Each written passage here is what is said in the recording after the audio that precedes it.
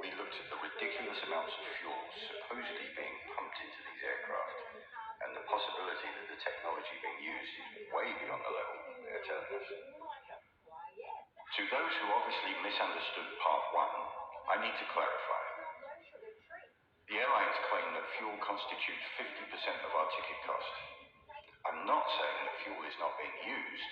What I'm saying is that it's a fraction of what we're being charged for and a minor part of flight technology. Come on, guys, don't hang around. We alone are responsible for 90% of the thrust. As stated in part one, we have the engine manufacturers themselves saying that 90% of the thrust comes from the compressed bypass air and not from the combustion chamber. That's not me saying that. It's the people who design and make these jet engines. So it must be true, right? Yes and no. Let's get into it. To make sense of all this, we have to embrace the idea of the ether. The ether was a totally accepted element in the past. Before Einstein and his wife concocted the widely acclaimed relativity theories, everyone, including all of the scientists, knew the existence of the ether. In one fell swoop, Einstein got rid of the ether and everybody else followed suit. The age-old technologies used in the design of these aircraft and engines also utilize the properties of the ether. That's the bit they're not telling us. To do so would fly in the face of contemporary scientific thinking, and they would be forced to recognize the existence of this hugely important element. I said at the end of part one that I would be mentioning our little friends, the bumblebees. Well, to do that, I first have to bring you up to speed with Victor and Victor. If you visit Victor Schauberger's Ripley's Believe It or Not page, you will find it sadly lacking in important information. This man was a master at decoding the secrets of nature, a prolific writer, and far ahead of his time. Yet the mainstream scientists chose to ignore his work and label him a nutcase. Just this fact should throw up a plethora of red flags with people. This man dedicated his whole life to the study of nature, and he came up with some truly fascinating stuff. Levitation, propulsion through the ether, and implosion technology, to name just a few. Let's start with implosion technology, to show you that he wasn't just making this stuff up.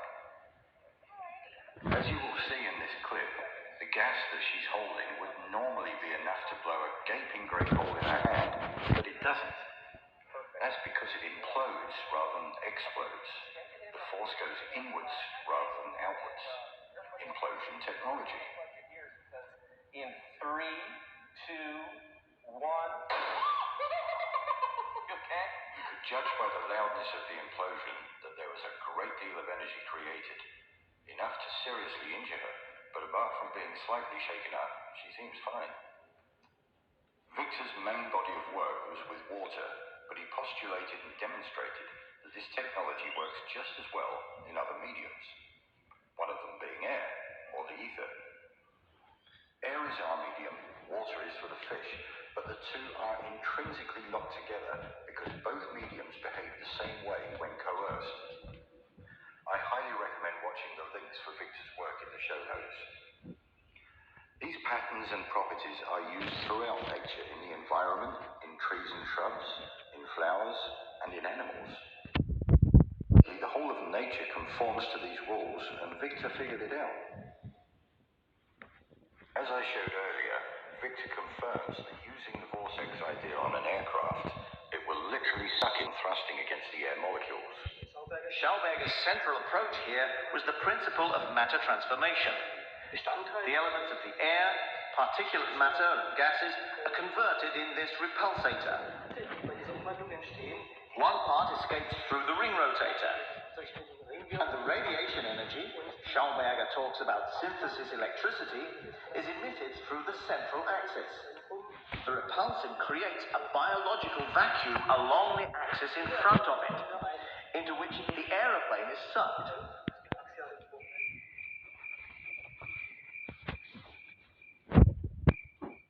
The relatively small amount of fuel on board is used for takeoff, landing, and taxiing. It's also used for the APU. The APU is the auxiliary power unit that that's situated at the back end of most commercial aircraft. This is a small jet engine configured as a compressed air generator to feed the main engines at startup and during cruise mode, amongst other functions. I must just add something that I didn't address in part 1. Military aircraft like fighter jets use a lot more fuel than commercial aircraft. They need the extra power and thrust that combustible fuel gives. In cruise mode, a commercial airliner does not need the extra power as its forward motion is sufficient to suck enough air into the engine. Just a little observation here. The engines are designed to sit forward of the wings on pylons. From an engineering standpoint, it would be much easier to place them directly under the wings. As most people think, the jet engine spews out masses of superheated exhaust gas. If this was the case, then why would they put the exhaust directly under the wing where all the supposed fuel is stored? Next time you look at an aircraft, try and find the scorch marks under the wings from all of the super hot gases. You won't find any. The small amount of hot gas being ejected from the combustion chamber is surrounded by cooler, compressed air. Don't you think that these people should be in hospital with nasty burns from the super hot gases?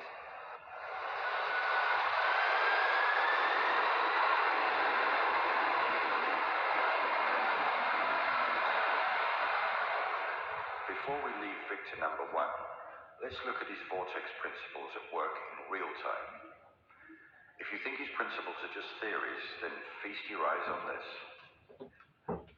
Like the jet engine, the Garuda San Giovanni route needs a small force to start it, but then impels itself infinitely using the medium around it, in this case, water.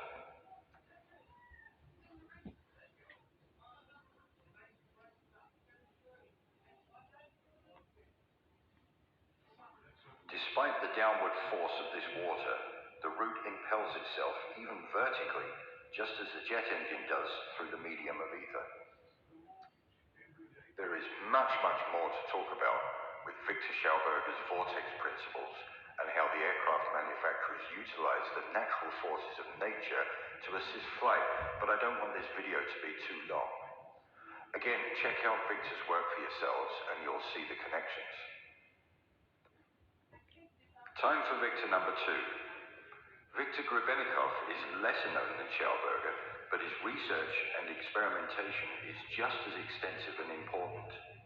It also derives its reasoning from nature. It's a man named Grebennikov from Russia. Grebennikov was a non-conventional scientist. He was an entomologist, did a lot of work with bugs, entomology. And his favorite thing was to go out into the steppes of Russia and into the various outer hinterlands and camp out in the summers and study his favorite subject.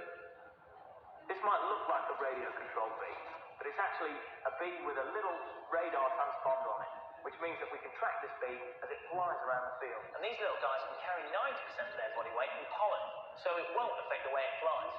First of all, the bees are flying much faster than predicted, an incredible 30 miles an hour, even when fully laden. The next surprise is where the bees go. They almost always overfly potentially decent food.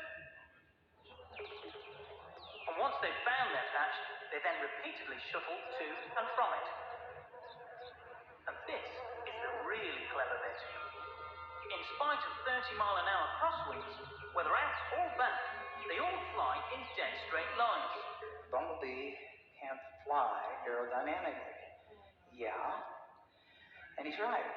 And I said, well, what did bumblebees do? And they said, well, they levitate. And I said, well, how's that? And he says, come on, I'll show you. And he showed me, he wrote a book, incidentally. I don't know if it's still in print. It's in the Library of Congress. The book is called Tomorrow's Energy Need Not Be Fuel. And in that book, he gave reference to what I'm talking about, that of levitation, that the bumblebee, when he starts to beat his wings, when he starts to flap his wings, there's a little cavity, a hollow cavity next to the larynx inside his system. that's hollow. And when he beats his wings, he starts to resonate this energy, and it goes back and forth, just similar to a guitar strumming on one side of the room and hitting the same chord on the other side of the room, or somebody hitting a high C and breaking a crystal. It's the same thing, it's resonance. And he said what they do, they resonate.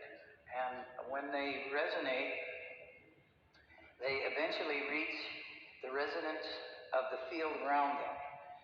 And he explained it this way to me, that the Earth was, of course, spinning, but it was operating on a frequency of 8.5 hertz per second or so forth. And he says once this bumblebee hits that resonant frequency of its surroundings, it becomes a free agent.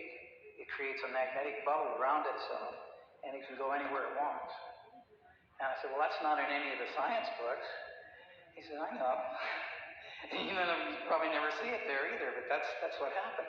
They'll discover it someday and bring it out, that it's just we have a conventional way of doing things, and then we have a natural way of doing things, and they're totally different. They're diametrically opposed.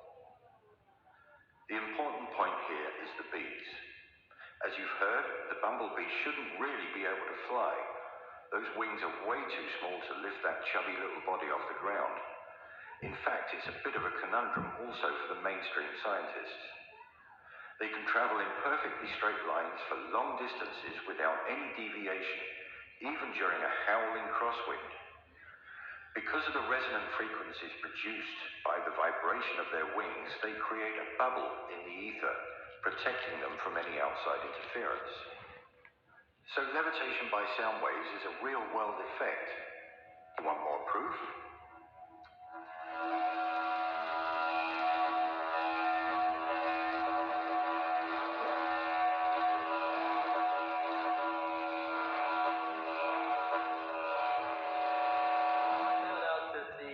Bug wings themselves were creating an anti-gravity phenomena under certain conditions. These technologies are known and used in modern-day aircraft manufacture.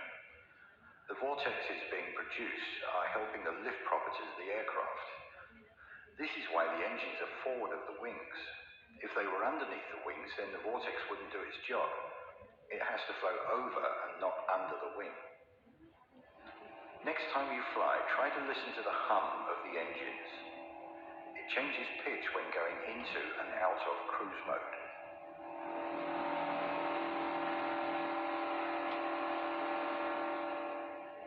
Just pure speculation here, but there are large cavities in the wings, which are tested with compressed air and not liquids, by the way, and the engines produce a distinct hum, just like the bees do.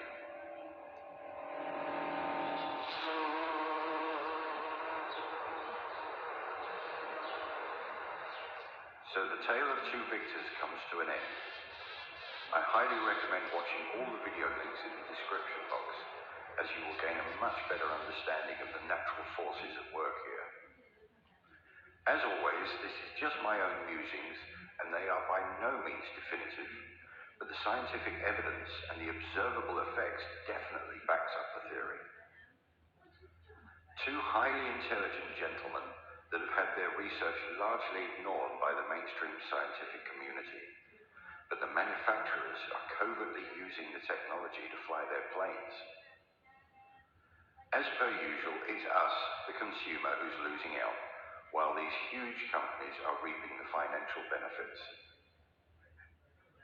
In part 3, we will look closer at the fuel tank explosion suppression techniques using the inert gas nitrogen. Nitrogen doesn't burn, but the question is, how fast does it expand when vaporized? Stay tuned and see you in part 3. Thank you for watching.